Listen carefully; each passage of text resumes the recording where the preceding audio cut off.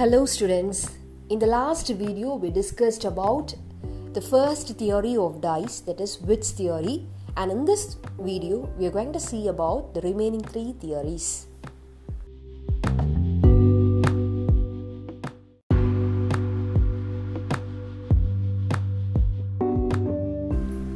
Students, in this slide we are going to see about the second theory, resonance theory.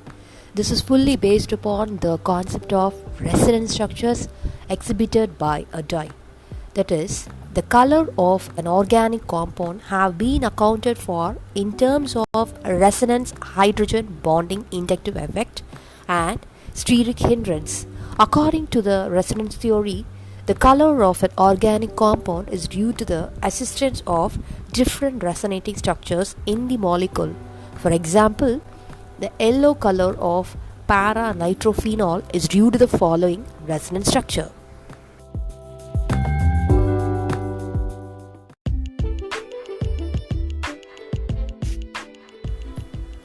The third theory is valence bond theory. According to valence bond theory, the electron pairs of a molecule in the ground state are in a state of oscillation, and when placed in light, they absorb a photon of appropriate energy and get excited. The wavelength of light absorbed depends upon the energy difference between the ground and the excited state. The smaller the difference, the longer being the wavelengths of the light absorbed. Consider the case of the ethylene. Ethylene may be considered as a resonance hybrid of the following two structures.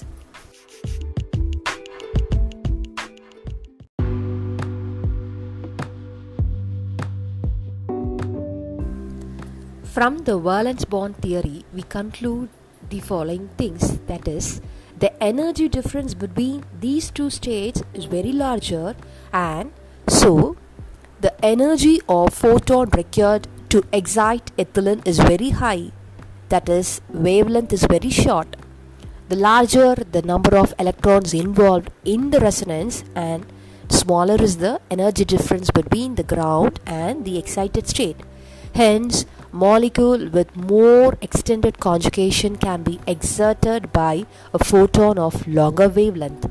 This theory also explains the orange or red color of beta carotene due to the extensive conjugation.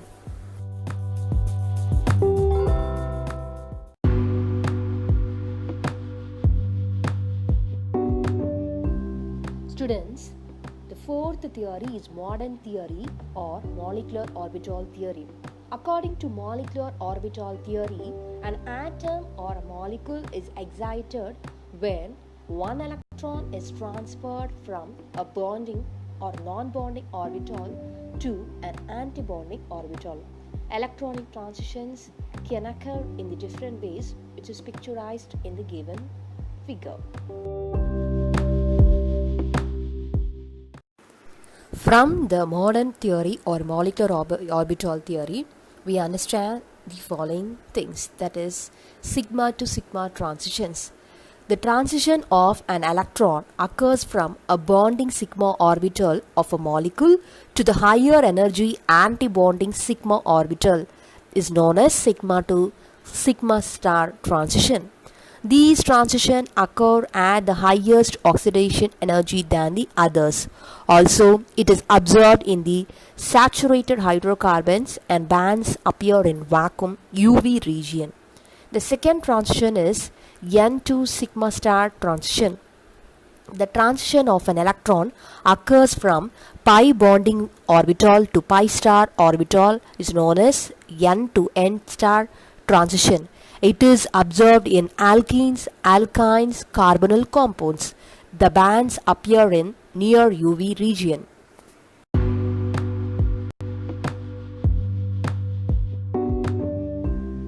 The third transition is N to sigma star transition.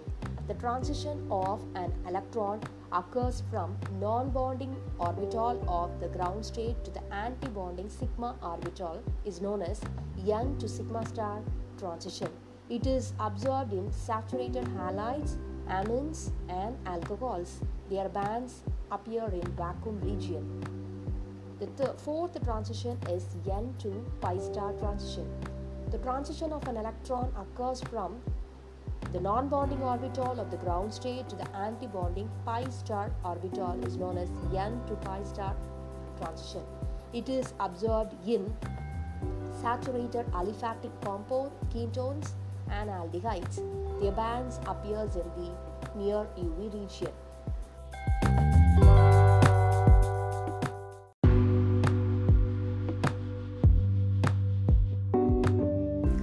Students, so far we have been discussing with the theories of dyes, and now in this slide we are going to see about the basic requirement of a dye.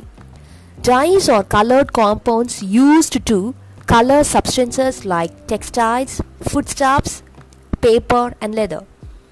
And the requirements of the dyes are given as below. A dye should be of the following type. It should have a suitable color. It should be able to fix itself to a material to be dyed. It should be fast to light, heat and normal atmospheric temperature. And now we will see about the two different classifications of dyes. One is based upon the chemical structure and another one is based upon the method of application.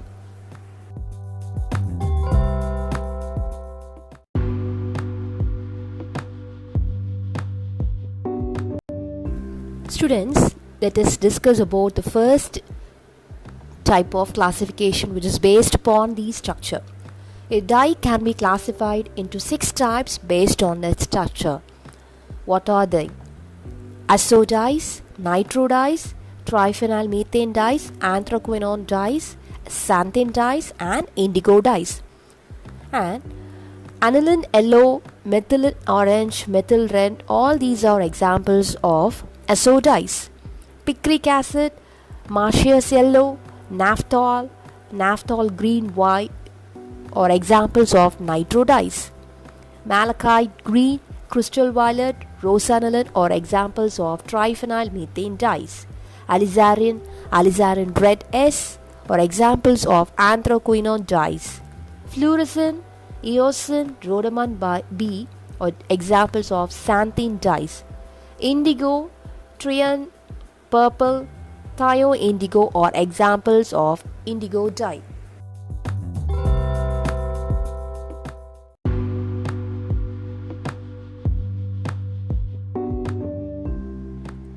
Second type of classification is its method of application. That is acid dyes, basic dyes, direct dyes, modern dyes, dispersed dyes, ingrain dyes and vat dyes.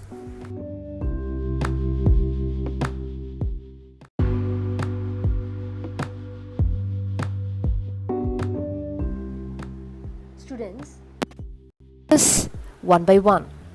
The first one is acid dyes.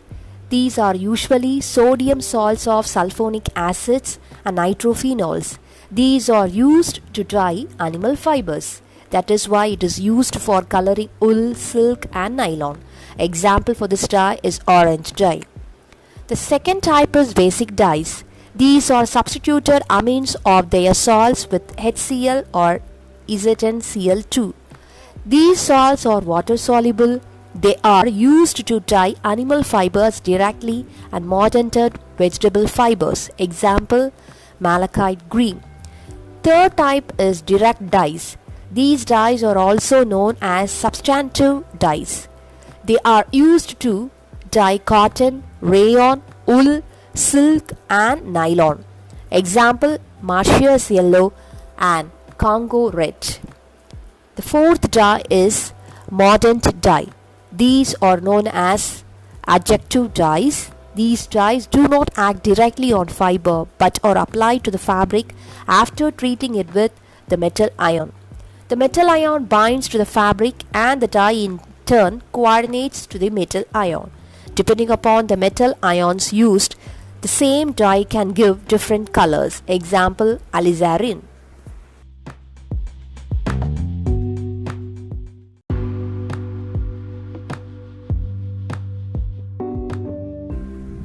The next type is dispersed dyes.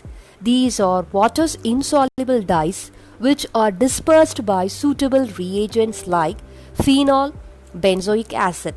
This class of dye is used for polyester, nylon and polyacryl nitrile. So these dyes are sometimes called as synthetic dyes. Example, 1-amino 4-hydroxy anthraquinone. The next one is Ingrain dyes.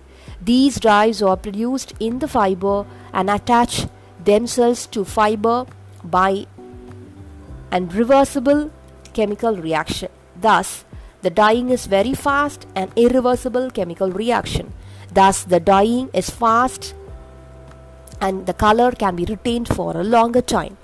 Usually, the bonding is through the substitution of a leaving group of the fibers.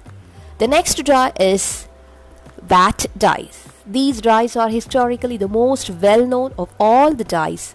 These are insoluble in water but are reduced by alkaline sodium hydrogen sulfide to colorless soluble form. These are used in leuco and reoxidized to the insoluble colored dye by the exposure to air.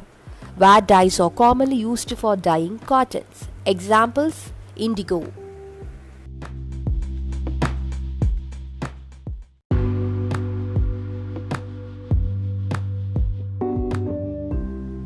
Students, in this video we discussed about the three important theories behind the dyes and the two different types of classification of dyes. And in the coming videos we'll be discussing more things. Keep watching. Thank you.